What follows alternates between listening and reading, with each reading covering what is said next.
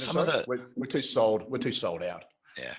Yeah, some of the best run and best managed funds I've ever seen have been pension funds. There's one famous one in Canada that's the Teachers Pension Fund, Yeah. and it's extremely well managed. And they had insane, like Warren Buffett style returns by just taking all this pension money and buying assets, buying land, buying shopping centers, buying, hard assets that were not very risky, but over time they brought in huge returns.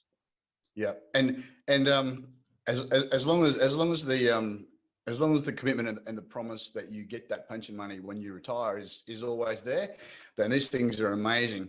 Because what happens is, and look, tongue in cheek, I'm assuming that that every country's pension system, self-directed pension funds will be there. And I'm not saying that there's some sort of situation where they're not going to be there. I always hope they will be there, but someone on the interim is making a lot of money on the way through, and so you've got the government forcing you to put a percentage of your wage. In our country, it's 10% of your wage into a fund, and it has to go somewhere, and it generally goes into fund managers or exchange traded funds, and they just flood money into the top 50 in our ASX, or basically on the NASDAQ. So all these companies that sit on the top rungs, they get all this free investor capital. They don't even have to work for it. It just gets mandated. Yeah. So basically they get 10% of everyone's wage across the world, and just floods money into them, and they give themselves like ridiculous bonuses to go and like just gobble up competition. So you get this ridiculous monopoly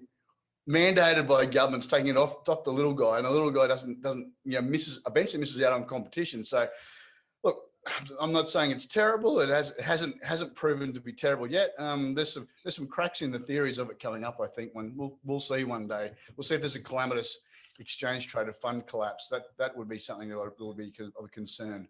I guess it's just the grease that lubricates the wheels of finance, so to speak. Look, it is. If you're a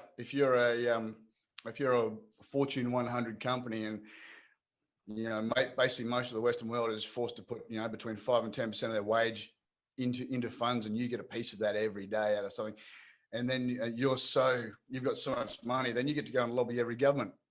You get to go and fund both Democrat or Republican campaigns evenly, and you're just waiting to see who gets in, and then you've already got your guy. Or I'm sure it's the same. It's the same in Australia. Look, it's the way it works. It's our system.